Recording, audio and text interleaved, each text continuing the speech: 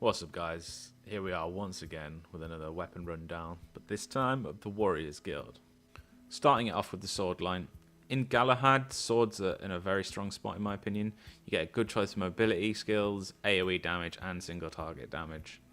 Heroic Strike, strong single target damage. It's got a stacking move speed buff, low energy cost, low cooldown. Very good choice for a Q.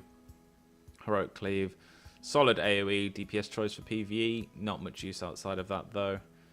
Interrupt, very useful in PvE once again, especially versus caster mobs. Might also get some play in GVGs versus caster heavy lineups.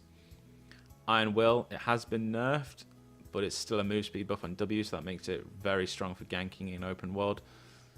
Hamstring, another solid choice for ganking or peeling from healers in GVGs, etc. Broadsword, Mighty Blow, very low cooldown at 10 seconds, low energy cost, strong single target damage option.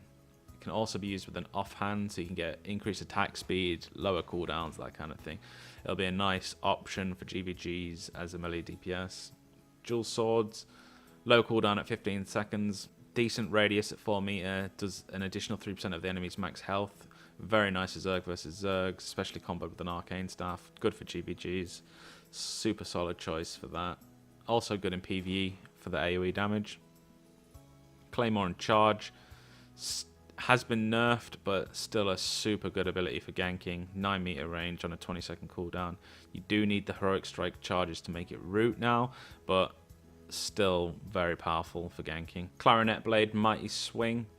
Slow cooldown at 15 seconds, low energy cost, super good AoE damage ability. It has a 6 meter radius, probably the go-to sword tanking weapon in my opinion, because you can use it with a shield.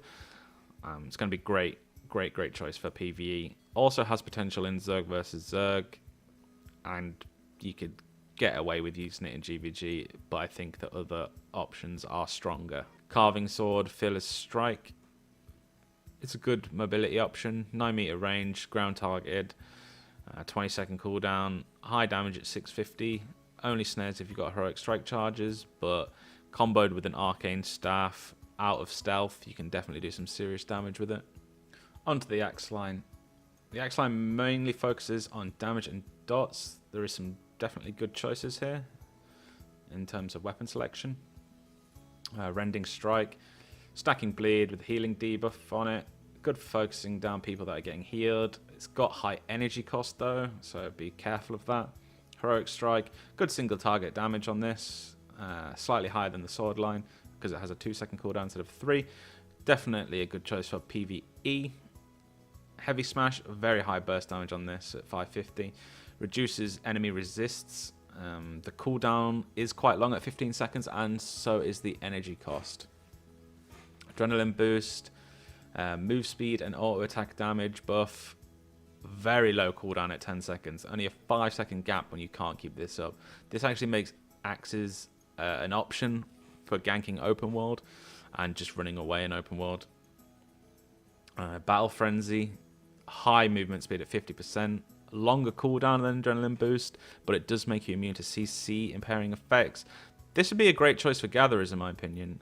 You can use it with a shield, so you can just quickly run away, get the extra tankiness. Good choice for gatherers. Eternal Bleeding, add some needed AoE damage to the axe line in my opinion, especially in PvE.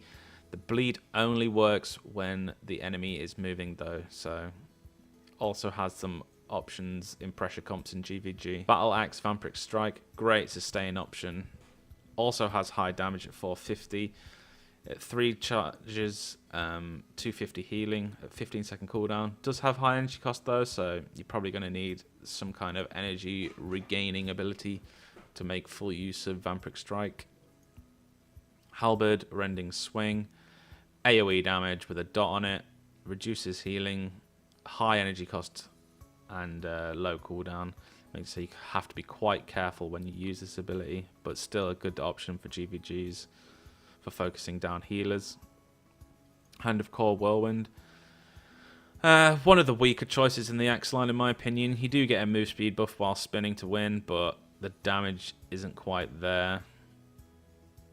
Carrion Caller, Morgana Raver, probably the strongest choice out of the axes in my opinion. 15-meter range, skill shot, so high range, high damage at 400. Also adds a bleed and a healing debuff at 35%. Super powerful weapon. Infernal Scythe, Bloody Reap. A lot like the Rending Swing without the healing debuff, but it does hit twice, so very high AoE damage, and it has a high bleed on it as well at 72 per second. Mace line. In Galahad, maces are super strong.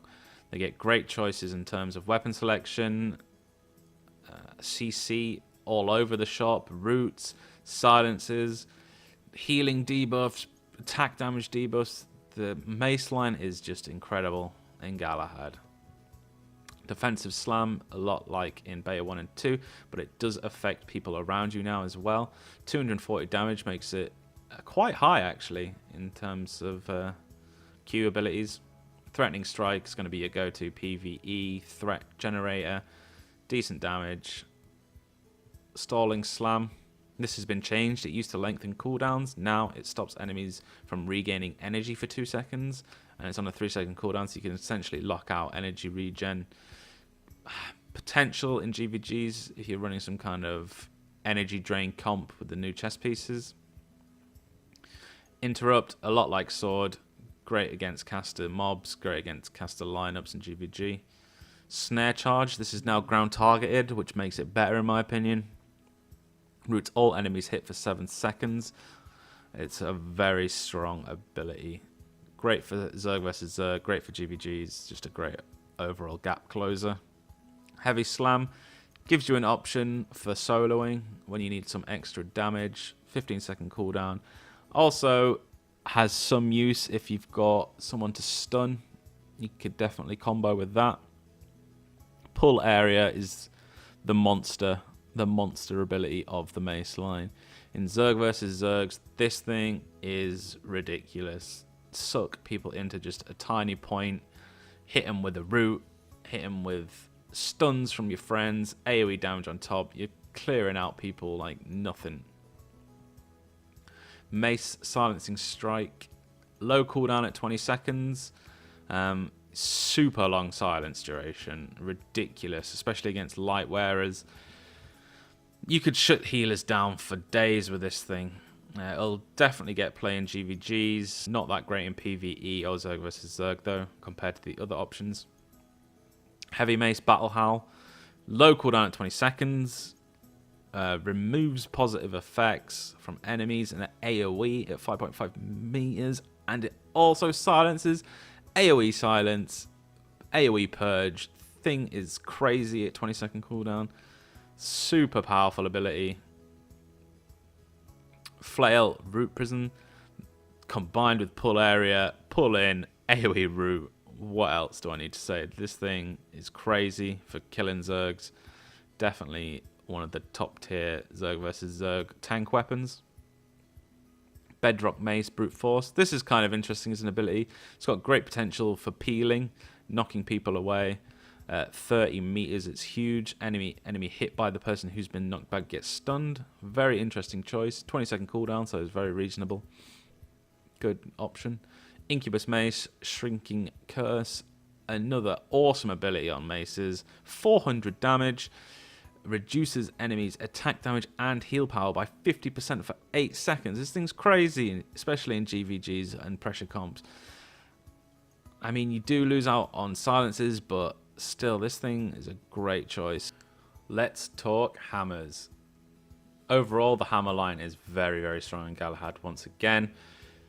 Stuns for days, especially with the new CC changes where they have made heavy armor get increased duration and light armor gets less CC resist. People in light armor just get stunned for days. You just toy around with them. It's kind of crazy. Anyway, Bash Knee. Low damage, high energy cost, but it does have a snare. Decent for open world for keeping people snared and catching them. But you have to use it sparingly because the energy cost is high. Threatening Strike, same as Mace's. You go to taunt ability. Heavy Cleave. Heavy cleave on hammers is much more usable because you have stuns to set it up. Huge damage on it, especially comboed with an arcane staff. Slowing charge, decent gap closer, 15-second cooldown, 9-meter range, is very high energy cost once again, and it does provide a 42% snare, which is quite nice. Knockout, it's a sleep, quite a long duration sleep, but they do get woken up if they take damage, so very niche applications for this ability. Kind of okay for open world if you've got a very coordinated group and you want to isolate a healer. Hammer, Earth Shatter, the one-hander, AoE stun around you for 6.5 seconds on a 15-second cooldown. Very strong, especially comboed with Blink boots, even though Blink did get nerfed, so it's a little weaker in Galahad than, say, Beta 2, but still a strong choice. Great Hammer Tackle, still very strong. 7.5 seconds stun, 15-second cooldown at 11 meters. This thing is very, very strong still. Pole Hammer Groundbreaker, even longer than Tackle.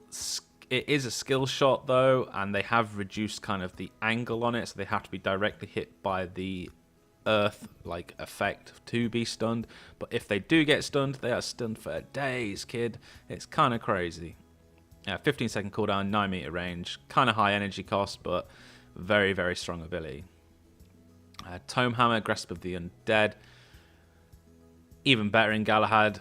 15-second cooldown, 20-meter range, higher damage at 280, and the root lasts forever once again. Very, very strong ability. Forge Hammer, Giant Steps. This is kind of old Beta 1 Great Hammer thing, where you get massive increase your auto attack damage, but now you're dual wielding hammer, so you do get innately faster attacks and higher damage. It's quite a good choice for GVGs, I think. I think with medium armor, maybe even light, you could get away with playing this in GVGs. It's an interesting choice, definitely. You do miss out on the CC options, but the damage is quite worth it. Last but certainly not least, we have crossbows. Overall in Galahad, crossbows are still quite strong. I think there is better options now for range DPS, but they're still a solid choice in my opinion. They haven't changed too much since Beta 2. So let's kick it off with auto fire. Channeled spell, hits 8 times, decent damage, low cooldown. Is susceptible to interrupts and stuns on things because it does put it on cooldown if you are interrupted, so be careful of that. Explosive Shot, this is a new ability actually. 15-meter range on a 2-second cooldown for 324 damage. This is a great option for Zerg versus Zergs, great option for PvE. The range gives it some interesting possibilities in terms of kiting and staying out of fights. Knockback Shot, defensive ability against melee, 10-second cooldown, low damage, but the knockback is quite far. It's kind of interesting. I don't think it gets used too much. Sunder Shot, this is usually your go-to W. High damage, reduces their resists on a 7-second cooldown. Very strong ability. Caltrops gives the crossbow a little bit of CC and control. Might get some use in certain GVG lineups, but trading Sunder Shot for it is quite difficult in my opinion. But if you want that CC and snares, it's a good choice. Noise Eater, 15-second cooldown, so it is quite long. Has a very short cast time at 0.7. It's a skill shot that silences and does good damage at 460, so it's a definite choice for GVGs and Zerg versus Zerg. Crossbow Snipe Shot. This is a one-handed crossbow, so you can use a shield with it, which does make it kind of more usable. Huge damage if you can hit, but with a 3-second cast time, quite difficult to get off. Heavy Crossbow Sweeping Bolt. It's okay still. It does interrupt spell casting and channeling, so you can interrupt those healers in the back lines with it. Decent damage, long cooldown. It's an okay ability. I think there's better options on the crossbow. Light Crossbow Exploding Shot. This is probably my favorite choice for the whole crossbow line. Really big damage, AoE damage, low cooldown at 15 seconds, only a 1 second cast time, and it's got quite a low mana cost. And it's only on the one-hander, so you can use offhands with it. So light crossbow is a very, very strong choice for the crossbow line. Weeping Repeater, Explosive Mine. I think this just gets kind of outshone by the exploding shot from the light crossbow. It has got slightly higher AoE radius, but it does have longer cooldown. Damage is slower. You can stack them on top of each other, so if you set up like a trap or something, there's definite possibilities there, but overall I say Exploding Shot is better. Bolt Casters, Deathwood Climax. This is the dual crossbows. It's good versus people with cast bars because it does push it back a significant amount. The damage is still quite low though. I can't really recommend it considering it is an artifact. That's crossbows done and the Warriors Guild complete. Next up, we're going to be doing the Mage Tower and then finishing it off with armor and a possible video on different kind of armor combinations that I think are viable for, say, DPS roles, tank roles, healing roles, that kind of thing. If you enjoyed the video, like and subscribe, and I will see you next time.